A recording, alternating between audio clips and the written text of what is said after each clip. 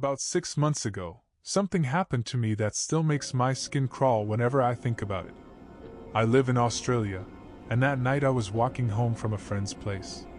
It was around 2 or 3 in the morning, one of those dead hours where the world feels completely drained of life.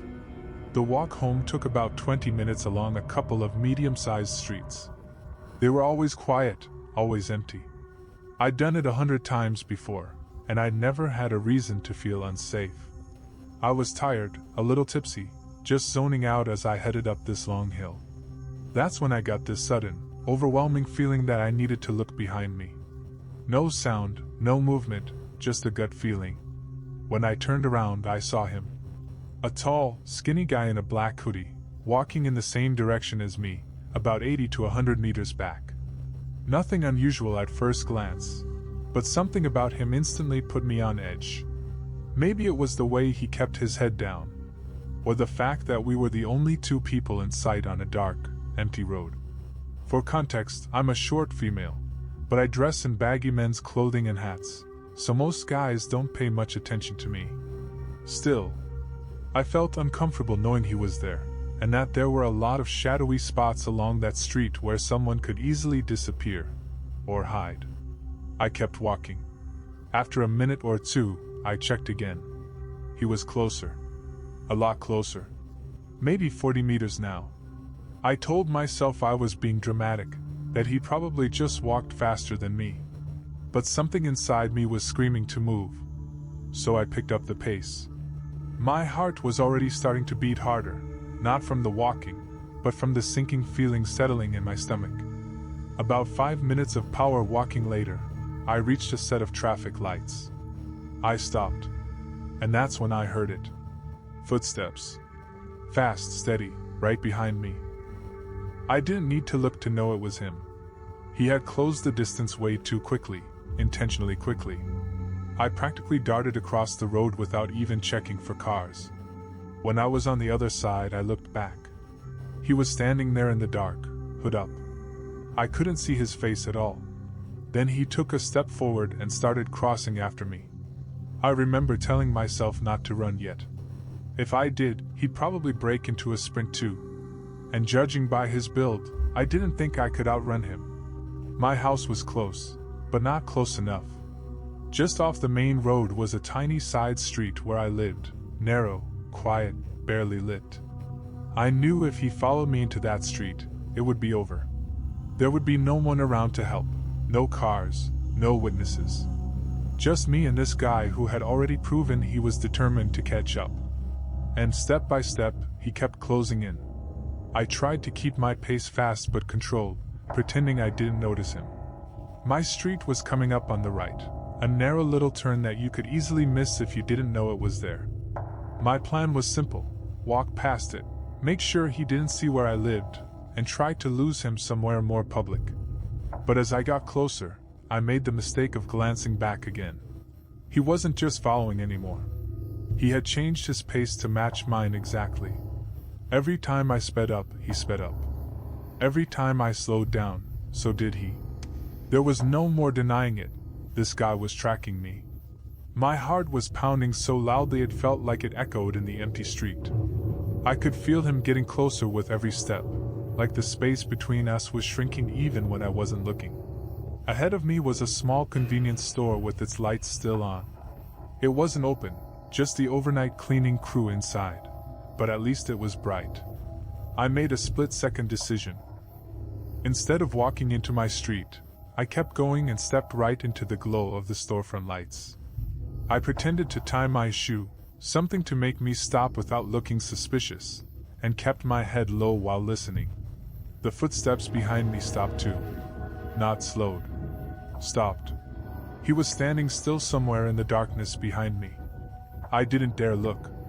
I just stayed crouched, pretending to fix something on my shoe while every instinct screamed at me to run.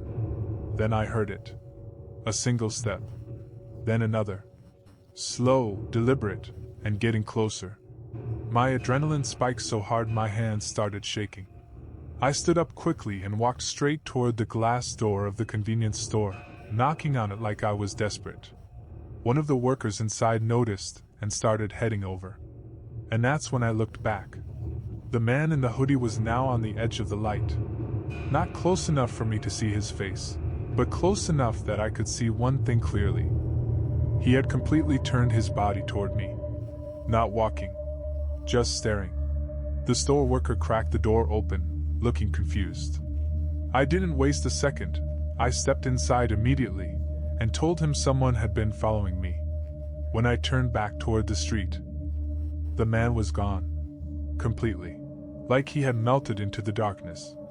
The worker offered to call the police, but I was so shaken I just asked him to stand at the door while I waited for a friend to come pick me up. I wasn't walking home that night. No way. For the next 15 minutes, we both kept watch on the street. But the man in the hoodie never came back. No footsteps. No silhouette. Nothing. To this day, I don't know who he was, what he wanted, or how long he had been watching me before I noticed him. But I do know this.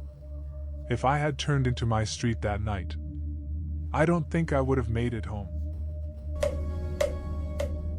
This happened near the end of last summer, during those last 2 weeks where everyone's trying to squeeze in whatever fun they can before the weather changes. I was 18 at the time. I didn't have my license yet, so walking and taking the bus was my life. I never minded it. I actually liked walking. It gave me a sense of independence. One night, a friend and I decided to hang out. Around 5 in the evening, she picked me up. We grabbed pizza and teriyaki, then headed back to her place. Eventually her boyfriend joined us, and the night turned into hours of just relaxing and getting high. By around 2 in the morning, I realized I should probably head home. They had already passed out, and I didn't want to wake them to ask for a ride. I've always hated feeling like a burden.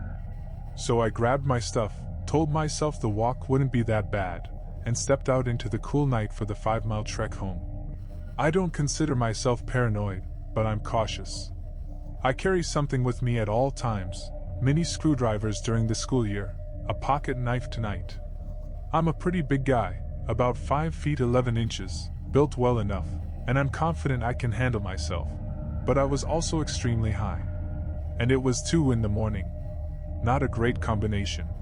Somewhere around my 3rd mile, I was passing a stretch of apartments when I noticed something behind me, just a man, about 100 feet back. As soon as I glanced his way, he pulled out his phone and started talking on it. I tried to shrug it off. People take late-night calls all the time. I kept going. But then, ahead of me on the sidewalk, another man stepped out from between the apartments. And he didn't move. He just stood there. Directly in my path. That's when something in my brain finally snapped into focus. This wasn't normal. I slowed down and stopped, just staring at the guy in front of me. He was tall, maybe 6 feet 1 inch, and the first thing I noticed was his grin. It wasn't friendly. It was the kind of grin someone gives when they know something you don't, something bad. Before I could react, I heard fast footsteps behind me. Then a hand clamped around my left arm. The man from behind yanked me backward, hard. My body reacted before my brain did. I reached straight into my pocket, my hand closing around my knife. The guy in front had already started walking toward us, but he hadn't noticed what I was doing. Which is why the look on both of their faces must have been pure shock when I pulled out the knife and drove it into the thigh of the man holding me. He screamed and let go instantly. The moment his grip loosened, adrenaline took over. I sprinted off the sidewalk and dove into a patch of thick bushes beside the apartments. I crouched there, completely still, my heart beating so hard I thought it might give me away. My phone was dead. I couldn't call anyone, couldn't even use the light. All I could do was listen. For a while, all I heard was cussing and footsteps. They were looking for me. One of them was limping, but they were both close, too close. I didn't move. Not an inch. After what felt like forever, the noise started to fade. Minutes passed. Then more minutes. Eventually, it was silent again. I waited longer than I probably needed to, but I wasn't taking chances. When I finally crawled out and made my way back to the main road, it was empty. Just me, the streetlights, and the sound of my own breathing. The rest of the walk home was quiet. I didn't see anyone else. But the entire time, I kept looking over my shoulder, half expecting those two men to reappear. By the time I made it home, I wasn't tired anymore. I wasn't high anymore. I was just grateful. Because I genuinely believe, if I hadn't fought back when I did, I wouldn't have made it home at all.